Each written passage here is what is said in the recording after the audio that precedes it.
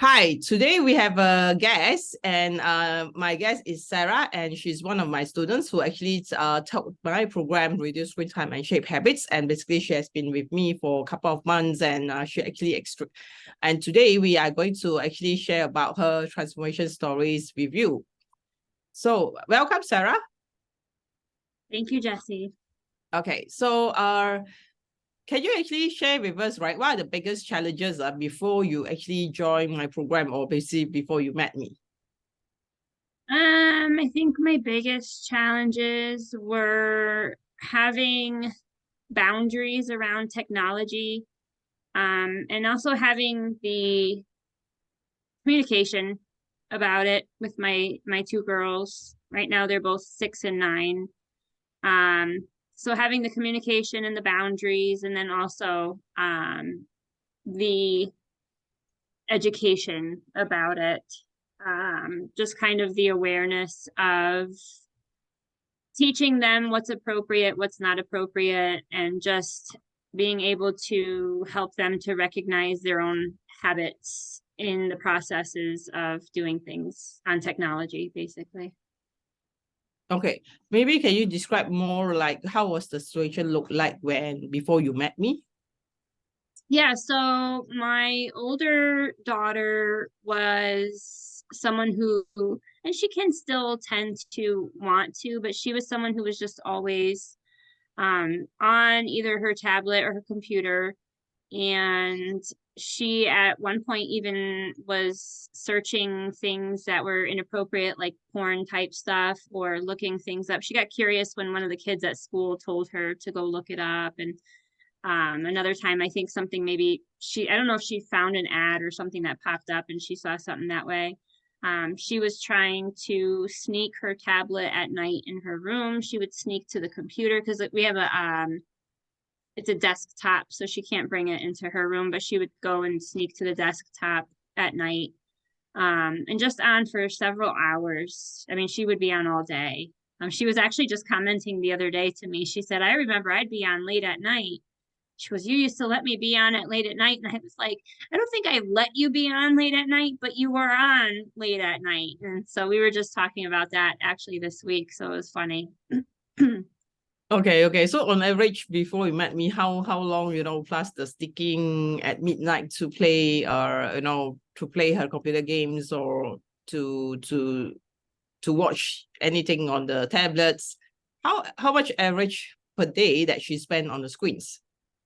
Um, I would say, especially if she didn't have school that day, I mean, she probably could do the whole day. I mean, it could be from when she got up till almost bedtime. So that could be, um, I don't know, maybe 10 hours, probably at some points, give or take, if she got off to eat or something. But yeah, I mean, she could be on it all day. It was just kind of like okay, I'm busy doing stuff. She's good, and then not realizing the repercussions of it.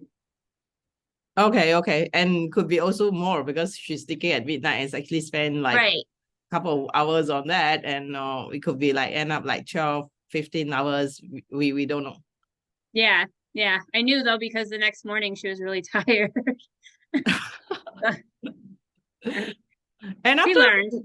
few hours, and after you engage with us, right, can you describe what will be the hours that she spent on average per day? Now, Yeah, yes, I know that your Sunday is screen free, but you can actually say on weekday and weekends how much it well, does. since they're out of school, they do get extra time. Um, because if we're not doing much, I don't mind. I do ask that she takes breaks for things like making sure she eats, and I'll tell her like, "Hey, let's take a brain break," and because she gets moody if she's on too long, and she's even recognized that. So now I would say, um, some days it could be maybe like, and it depends with school too. It could be 1 hour to 6 or 7 hours, depending on the day. Okay, okay. And with the 6 and 7 hours, is it like she's like addicted to it, or she's actually playing with it more mindfully and she's actually conscious of what she's doing on the online? Yeah, she's very much more conscious. I'll tell her, hey, let's stop to eat. Her worst time is in the morning because if she doesn't eat, it's really bad.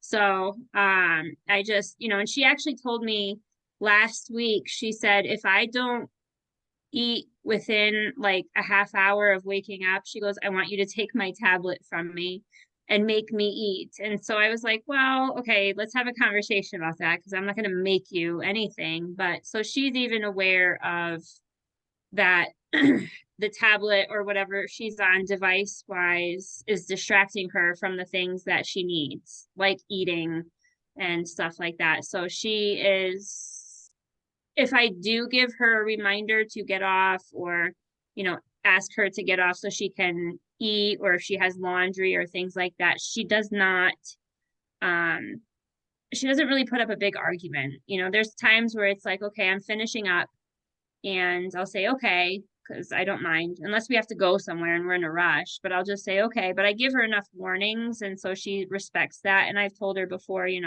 was just very open conversation about things. And she's much more aware of her behavior around her use of it as well. And she'll even come and say things to me later about it. So it's pretty cool seeing it. Yes, yes, and I can actually see there's a big transformation because I remember when before you engage me, he's always screaming and yelling whenever you ask her to take away, to stop the device. Is always the screaming and yelling, Mm-hmm. and Yeah. and she refused to get off the devices, Yeah. and Yeah, she and she can still tend to do that, and she can still sit there and say I don't want to. But we're able to have a conversation about it. Like I just did the other day. I said to her, you can choose not to get off the device, but then there's consequences to that. And my normal consequences would be threats. But I said, okay, and we had talked about this recently. I said, okay, what would Jesse do in this situation? And so I said, okay, I'm gonna try to connect with her. So instead of just walking by her and saying, get off, I stopped and I sat with her and I connected with her and I said, listen, when you choose to do things that you didn't agree to with me, it makes the relationship a little bit difficult. It makes me not want to talk to you. It makes me not want to let you have the phone, or, we talked through the conversation. And so then we kind of finished and I walked away, not saying anything to her, like, give me the phone or anything like that. I just kind of walked away. And not that long after, she came and brought me the phone and was like, I'm sorry. And it was really cool to see it. And it was a whole different feeling than the arguing and that tension that rises because I feel like I'm out of control and I'm supposed to control her and I can't. So now what? It was a very like it was a confident, less stressful feeling, which was really neat. Yes, yes, and I can actually see that there is a sense of like respect and very clear communications, like like the conscious decisions to make this relationship works. And I think that like your relationship with her is also equally important as the screen. Like if I think it's even more important than the screens, and she thinks about it and she's actually make conscious decisions that like you have agreed, and you actually go through the some of the like the thought process, and she think about it and she reckon that okay, I think that it's actually time because I agree to it, and yeah, I just pass you back the device. And the relationship was actually much more important compared with the gadgets or the screen time. Yeah. Yeah. Even today we were talking because yesterday she was on her phone and her sister had gone to a friend's house for a little bit to play. So Shyla and I could have had time together to hang out. And and she said something about spending time with me. And I said, well, yesterday we were in the house. It was just us and we could have hung out. And I said, but you made a choice to be on your phone when you could have taken some time and hung out with me and then played back on your phone after. And so she kind of was thinking about it. And so it's also helping her to see that she has control over doing what she wants to do with her time and being able to learn how to, time management skills kind of thing. Yes, yes. I remember, I think few weeks after you attend the reduced screen time, when you started with me, then you already mentioned that, one of the things that this is like not the direct effect that you actually thought, but somehow it actually taught the girls to actually manage their time about their homework, schoolwork, their eat, sleep, all kinds of things. And they start to be very cautious about their time management and actually make plans for that. Yeah. Yeah. It's like they realize, oh, I have control over how I spend my time. And so it was kind of cool helping them to see that. Because I think a lot of kids tend to lash out because they don't feel like they have control over anything in their environment. And I mean, it does take some work on the parents' part to be able to give control, but also teaching like, hey, this is what is expected of you. Like if you have homework, you have to do homework. If you have to eat, you have to drink, if you have to use the bathroom and take a shower, but then after that you have time to, do whatever. And so, but if you get it done, then you have more time. And so they're starting to see the benefits of getting things done. It's kind of like you do what you have to do so you can get to do what you want to do consequence. So they're starting to see that. Yes, yes, yes. I think a lot of parents that actually think like you should actually do everything, put the priorities on things that is more important, and then like the screen time would be like. But they actually, most of them, they don't want to give the control. They want the child to like pop, last one, Yeah. and that's where that is like power struggles. Yeah. Yeah. And for me, I had to learn to let go a little bit too, because I wanted stuff done when I wanted stuff done. And I wasn't allowing them to just be kids and have fun. Like if they want to sit and play on the tablet, what's so wrong with that? If that's what they want to do and they've been doing what they have to do, then I don't, why am I trying to control what they do with it if they've done everything they needed to do? And actually they are more conscious to spending time on screen as well. It's not like they just doing mindless scrolling and all that. I think that there is also more conscious use of the screen time. Yeah. Yeah. And I used to be worried about things with like being addicted or, that kind of thing. But then when we have our screen time, when we have our like technology, we don't have technology on Sundays.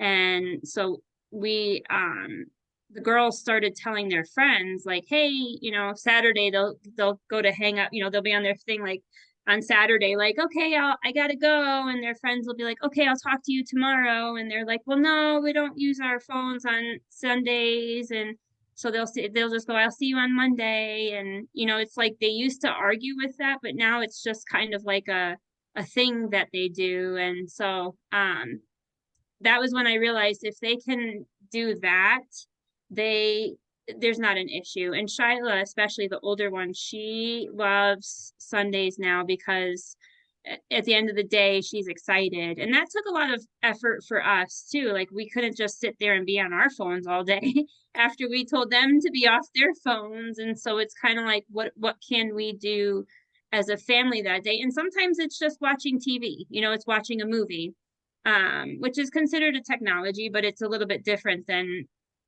being on your phone. But it's just making that effort to spend time. And I know for Shyla, especially the older one, she has always loved that kind of environment when we're doing stuff all together. And so she really looks forward to it now, actually. Yes, yes, and I can see that's also another transformation where, in the past, she wants to be with the phone, with the screen. And now she say, okay, bye-bye. I want to, she's looking forward to spend time with you and, like even Sunday as a family to do things together rather than just spending on the phone.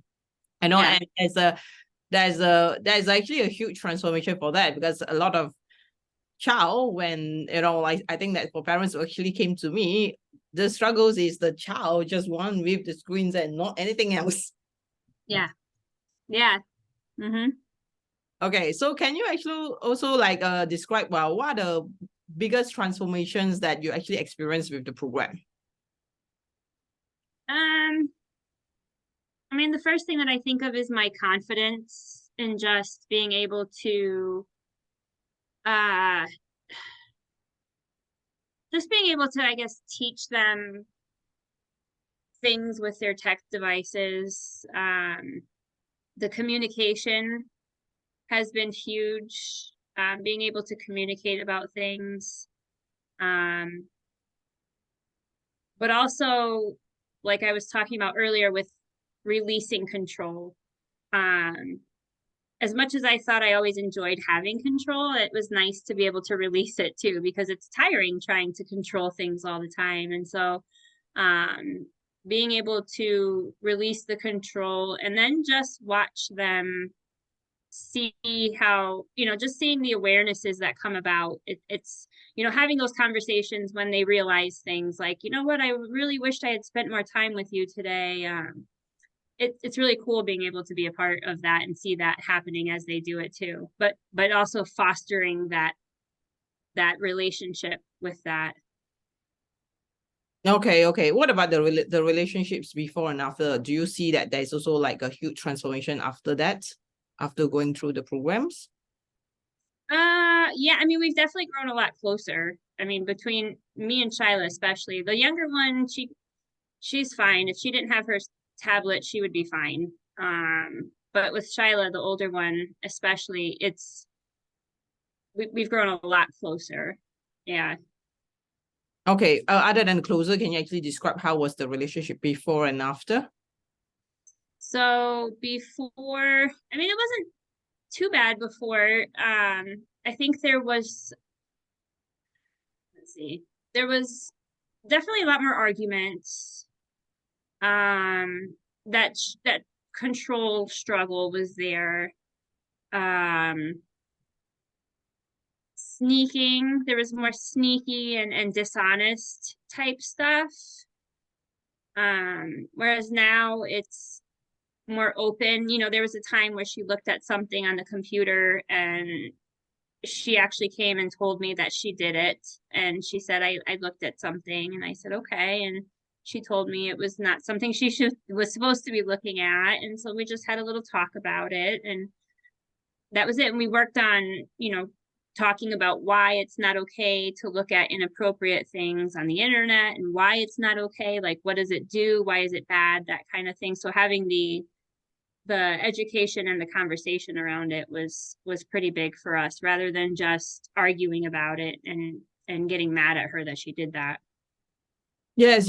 And I kind of see that it's not just the screen time. You are also like changing the kind of relationship with her, and you also like building the character in her, like, being responsible for screen time, being honest of what she's doing. Like in the past, she's been dishonest and sneaking and all that, and now she's been more honest with you, and she's also more conscious, instead of like she just want to be with the screen. So I think that it's also like changing, and nurturing how to call it, respect. There's more of a level of respect there that I can sense too, but between both of us, from me with her and her with me.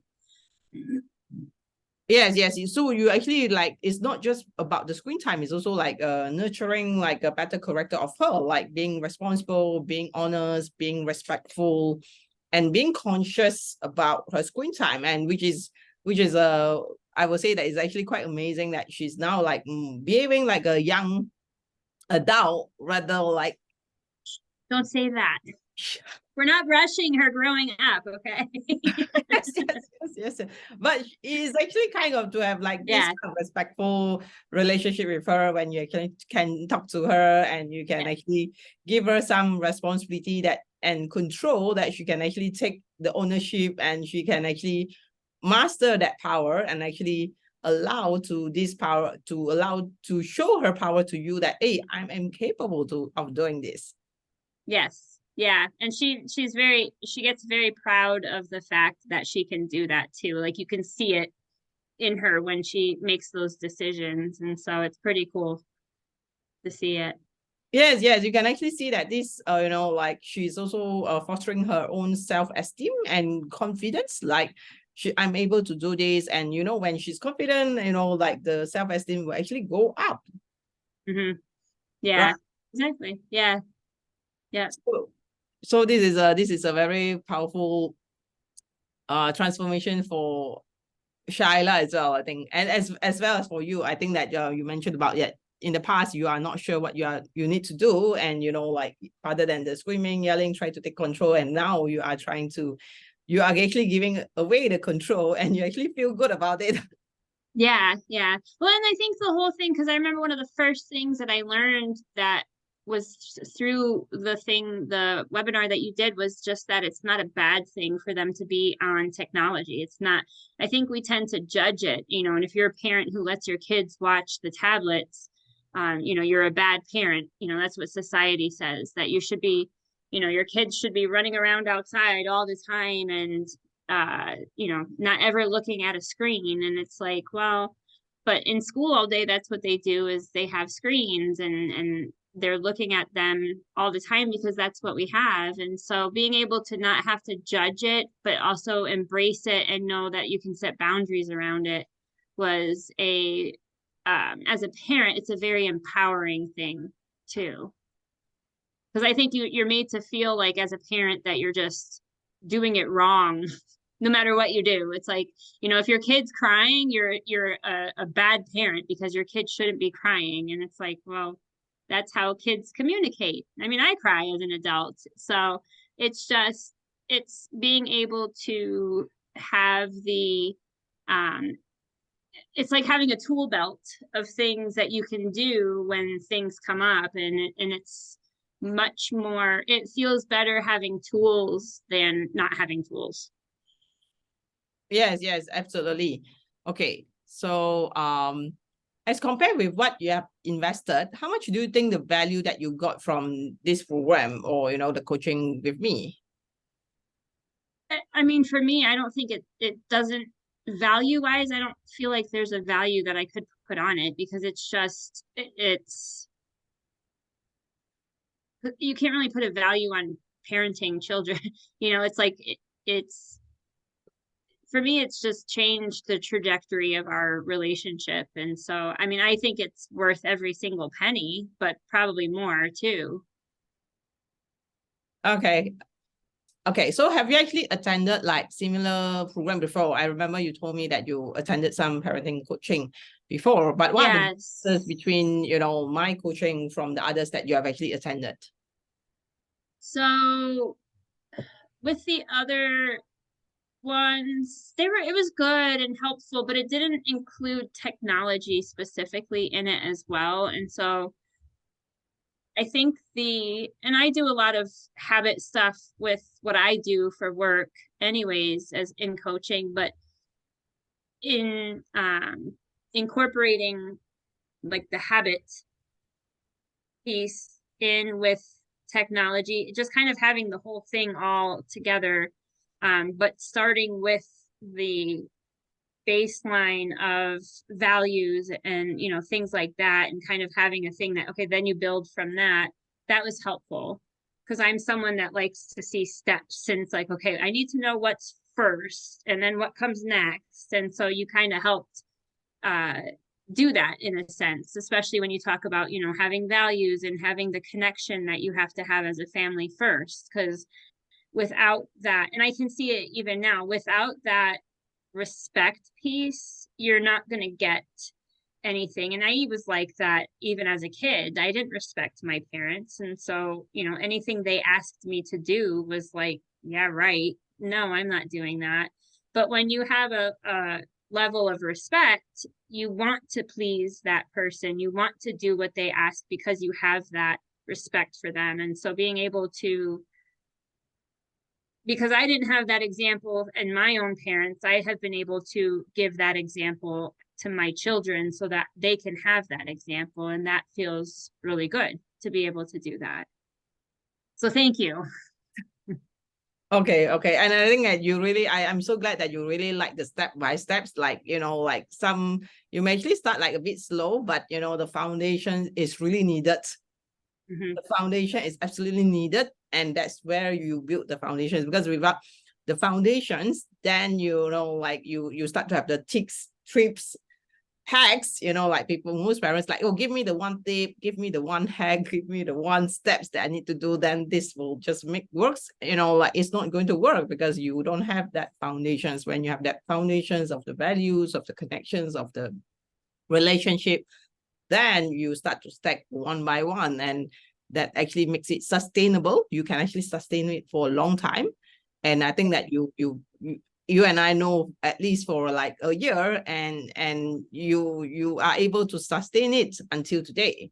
It's not like, right? So I think that it's also like sustainable, and it's actually a system that you can actually use it at your fingertips, because it's just like you have the steps by steps, are the things first, rather than you're struggling, oh, what is the things right now. Yeah. And that was really cool, just the process of even establishing our values, because that was a process in itself.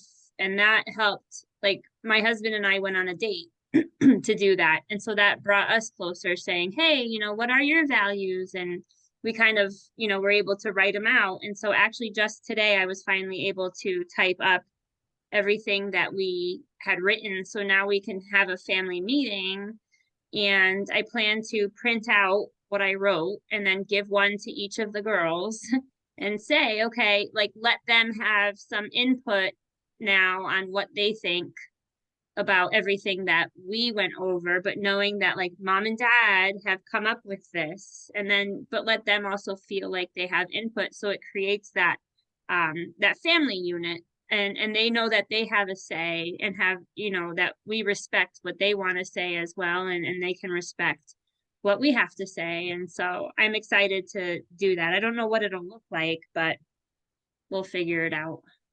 Yes, I'm actually excited to hear from you after the family meeting as well. Yeah, I'll let you know. Okay, so now that you have actually experienced, like the coaching with me, what do you think is the advantage of doing it as a course and versus face-to-face coaching? So do you mean like not doing it this way, but like reading it only? Yes. I think like doing it this way, like face to face, for me, it's better because I can ask questions as I need to. And it's a little bit more engaging too, like especially because when you give examples of your own circumstances with things, that helps me to be able to apply or figure out how to apply it to my family and to my own circumstances. So I feel like if I had a course to do it, it would be nice, but there's less accountability, I guess, versus talking to somebody face to face doing it. I don't know if I would have gotten as far if it was up to me. Yes. So you think that you've gotten more far because like the accountability, and also that you can actually ask questions, and have some context apply in your family setting, which you can actually think how to apply in your family settings, because every family settings is different. Yeah. And that's been nice too, is when, I mean, we haven't had too many groups with too many people in them, but when there have been other people in the course, hearing their stories as well, or when they've asked questions, it's helped me also to be able to, sometimes somebody asks a question that you never thought to ask, and it helps to give some more information. And so that I found helpful as well in doing group coaching in that context. Yes. I'm so great that you're actually happy with the group coaching. So what do you like the most about me, or maybe about the group coaching? I mean, I'm really grateful for you. I really like how you want to, the children have a voice. I think all children should be allowed to have a voice in how things go. And so ultimately the parents, are of course the head of the household and have to set boundaries, but to be able to allow your children to have a voice so that they can then practice using their voice safely at home before they go out into the world where, it's probably going to be a lot worse. Um, that's something that I always have wanted to do, but not quite sure how to. And so you've helped me to be able to achieve that with opening up communication and establishing connections that weren't maybe there before, I had met you. Yes, yes. And ironically, a bit strange because when you sign up, all you think is, I just want to reduce the screen time. Yeah. Yeah, it's a whole different I mean, you're getting way more than you bargained for, I guess you could say. But yeah, it's a whole it's reducing screen time, but it increases your family dynamic a lot. And also nurturing the children to be like being responsible and being nurturing their characters, which Yeah. is, I think, is more way than just the screen time, because my program is just actually more than screen time. But it's just that because Yes. the parents that I help is usually the one that actually struggle with the screen time. Yeah. Yeah, So, it goes a lot deeper than just the screen time. I've learned that. yes, yes, yes. And I remember you shared with me before that the what makes you join is when you actually realize that your girls are actually spending a lot of time on screens. They're sneaking out at midnight, and they're also searching for porn, and that's got you freaked out, and that's why you just sign up immediately. But Yeah. do you have like any skepticism before you engage me? I don't think I had anything. I think I was just at a point of desperate because I was like, I don't know what to do. I felt like I had no idea. And, I was just talking to my husband a few days ago. I think it was just this weekend. And I was saying how, with the era that we're in with technology as parents, if you had in the 1970s told parents, okay, how would you parent, in this situation? They probably have no idea what you're talking about, and what they would do wouldn't help right now. And so learning how to parent in 2023, it's a whole different way than did in, the 1980s, and so it's being able to know what you're working with, like when it comes to devices. I don't know a lot about technology. I sometimes when I get a new cell phone, it takes me a year. And sometimes I'm like, oh, I didn't know I had that, a year later.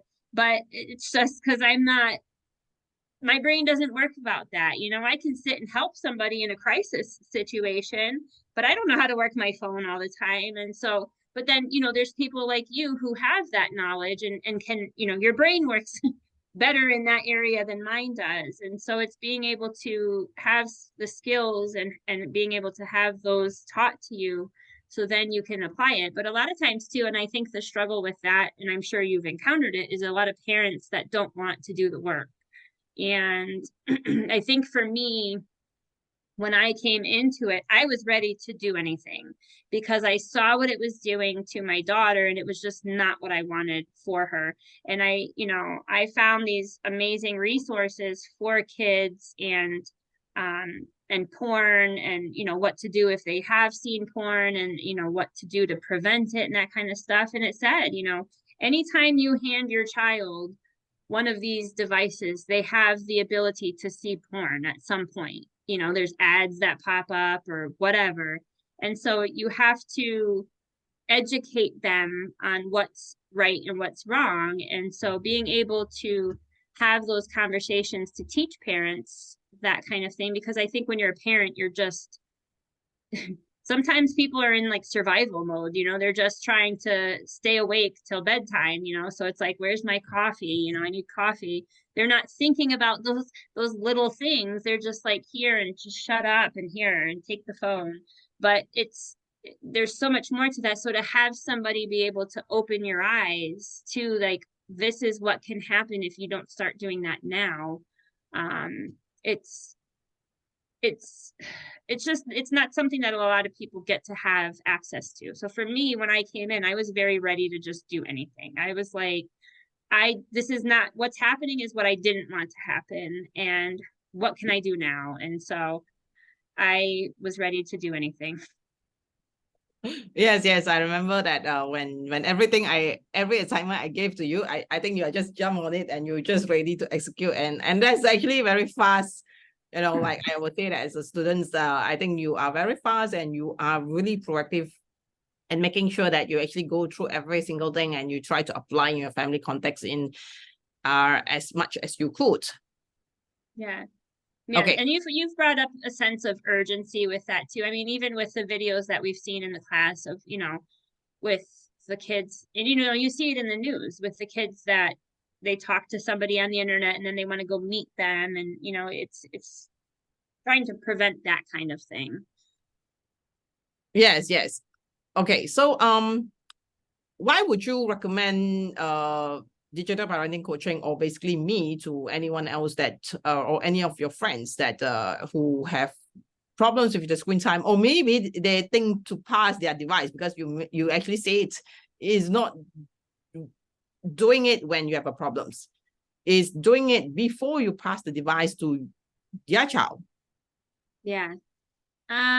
Because I love you. Thank you so much. but um like, oh, I don't know how to put it into words. I mean, I think it's something that, I mean, you taught me that it's just technology isn't going away. It's at the schools, and I'm actually going to be going to our school board and actually talking to them about educating on kids looking at porn. There's actually a series that is for teachers that they offer. And so I want to be able to go talk to them about that, because they talk about cyberbullying, but they don't talk about what kids are looking up on the internet. And so, that's, I think, a big thing with that. And so you have helped to teach just like the whole encompassing thing about it, from safety to being able to help the kids understand why they're being asked, not to be on the phone so much, and educating, but also helping the parents not to have to. It's giving more tools for parents to be able to use, so they're not having to get into arguments or battles over the screen time, but it's allowing them to have more freedom in their time, so that they don't have to, constantly look at to see what their kids are watching, and being, because sometimes when you take away the devices, you have to do more as a parent. So it's helping parents to see that there are options, and that it is okay if the kids just want to be on the screen, and doing that intentionally as well. So I mean, I would recommend it to anybody that asked, or anybody that I knew needed it, for sure, because it's just been, for me, it's helped change everything. Okay, okay, cool. Lastly, do you have any message for me? Thank you. Thank you, thank you, thank you. It feels like that's not enough, but it's like in caps, thank you with an exclamation point. Yeah, no, I've really appreciated all your knowledge and being able to pass it on to help. It really shows that you want to help. It's not to just be like, hey, give me your money because I want to go buy some new shoes, and here, have this. It's like you really have that heart to want to help.